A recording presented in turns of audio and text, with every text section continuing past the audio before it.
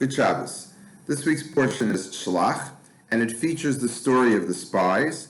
And as we all know, as a result of what the spies came back and reported, the Jews complained to Moshe and didn't want to go to Israel. And the punishment was quite appropriate that the Jews weren't able to go to Israel for 40 years, and they therefore wandered in the desert for those 40 years.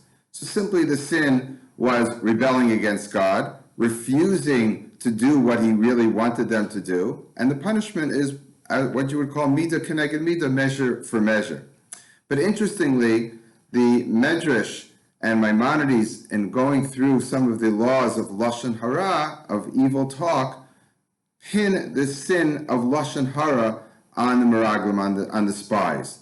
And I think it's worthwhile to read some of the different laws that the Rambam Maimonides says in regard to Lashon Hara, and you'll see that we need to explore why we specifically say Lashon Hara, evil talk, is appropriate for the spies. Who are they speaking Lashon Hara against? Simply, Lashon Hara is against another person, not against God, and not against the land, which is an object.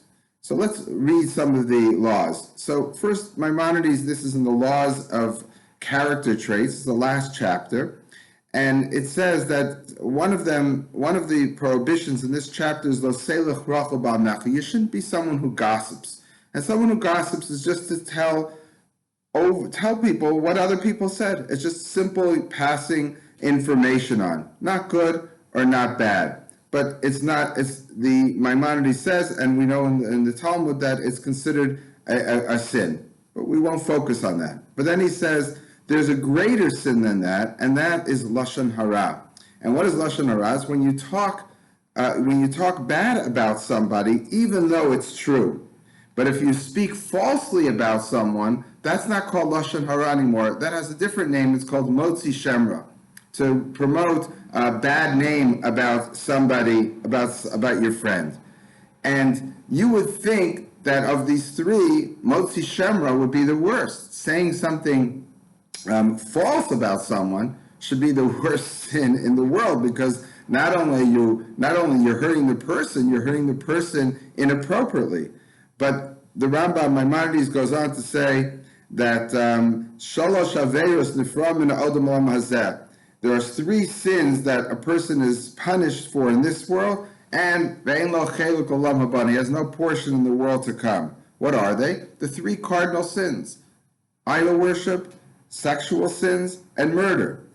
And then he says, V'lashon hara keneged kulam. And Lashon hara is equal to all of them. Now, you shouldn't take these necessarily literally that you get the death penalty for Lashon hara as you would for murder, but it's trying to emphasize something, but it's saying that in the scheme of things, Lashon hara is as dangerous or more dangerous than these three sins.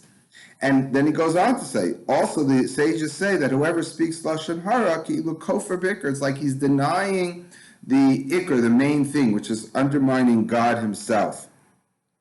And then it says, something strange, that the sages say there are three people, that Lashon Hara kills: the one who says it, v'hamakablo, the one who receives it, and the one it was said about. V'hamakablo yosef min ha'omer, the one who receives it is the worst. So it's, even though the action was done by the Baal Lashon Hara, the one who was saying it, the one who receives that Lashon Hara is considered the worst. And the question is, why? You would think the one who created the problem in the first place. And then he goes on to say, all of these, Kol elu balei Lashon Hara, he's referring to a lot of different types of evil talk. All of these people are considered people who speak Lashon Hara. You're not allowed to live in their neighborhood. Certainly not to sit with them and listen to them.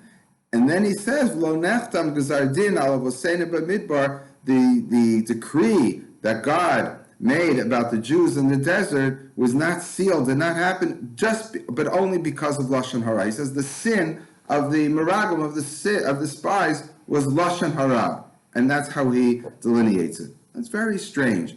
And it causes us to look at Lashon Hara and say, what is this about Lashon Hara that's so bad? Why is it considered the worst sin you could possibly have according to this? And why would the spies be associated with Lashon Hara? Again, as I asked before, it's not against the person. And you would never associate Lashon Hara with talking about not going into the land of Israel. So I think very simply, the real sin of Lashon Hara is not so much the damage it causes. Of course, the damage that it causes is terrible when you speak bad about someone. But the truth is, when you're speaking the truth about someone, you would say, well, that's not Lashon Hara. A lot of people would rationalize and say, that's not Lashon Hara, that's the truth. But the law is, the halacha is, that that's exactly what Lashon Hara is. So the question is, when are you allowed to say the truth about someone and when are you not?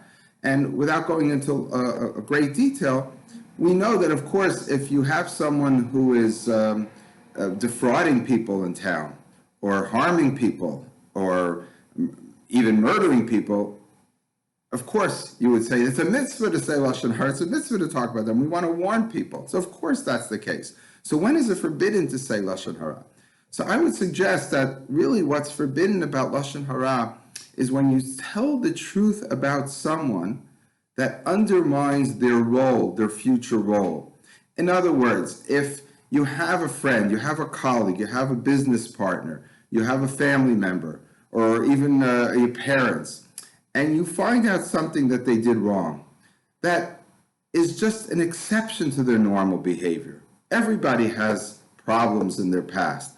But when you tell someone that, or you go around telling people about this fault or weakness or failing that someone has, they automatically are put down in everyone's mind, and they no longer have the validity of their leadership or authority that they had before. And you take away their role in life. You no longer want to deal with your classmate or your colleague because you heard that they did something either minor or even major, but that it was maybe a one-time event. It's not something that we have to fear necessarily that it's going to cause harm to other people. So what you're really doing is you're challenging, and that's why he says kofar bika, you're challenging God, because God created people, created society, and wants everyone to fulfill their roles in society. You're undermining that role.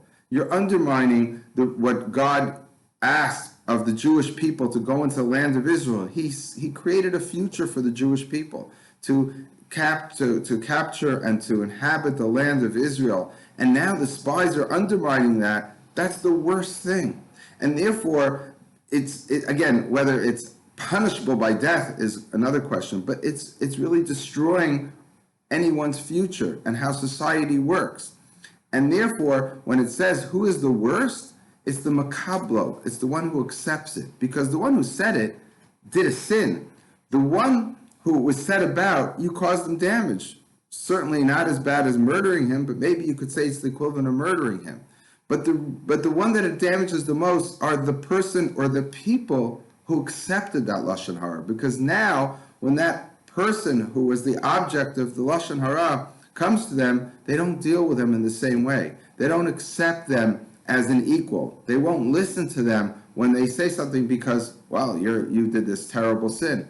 So you undermined what I would have gained, or what society would have gained from having that person function in their normal role. And therefore the makablo is Yosef min ha'omra. The one who accepts it is worse than the one who says it. And that's why it's so bad, and that's why it's associated with the land of Israel. So Lashon Hara isn't just the damage done. It's really undermining purpose and goals in society. And that's what we have to be aware of. We have to be aware of not so much the details of something, is it Lashon Hara, is it not? We have to ask ourselves, are we really doing harm to ourselves, to everybody, by spreading these stories? And interestingly, we all know that Lashon Hara is probably one of the most common sins amongst not only the Jewish people, but all people. Gossip sort of makes the world go round for some reason, and we're all interested in it. But always remember, and I think I've said this other times, that most of the reasons we say Lashon Hara is to destroy someone. is to destroy the reputation, because we knock someone else down, and that's how we elevate ourselves. And that's the problem. If you have to elevate yourself by destroying somebody else's role in society, in a community, in a family, then that's really the biggest danger, because now you have not set goals for yourself. You haven't set a greater goal, and you haven't created purpose for yourself, which is beyond just making sure you're better than the next person. The way to enhance your own role and your own status in life is not to destroy someone else, but to elevate yourself. Good Shabbos.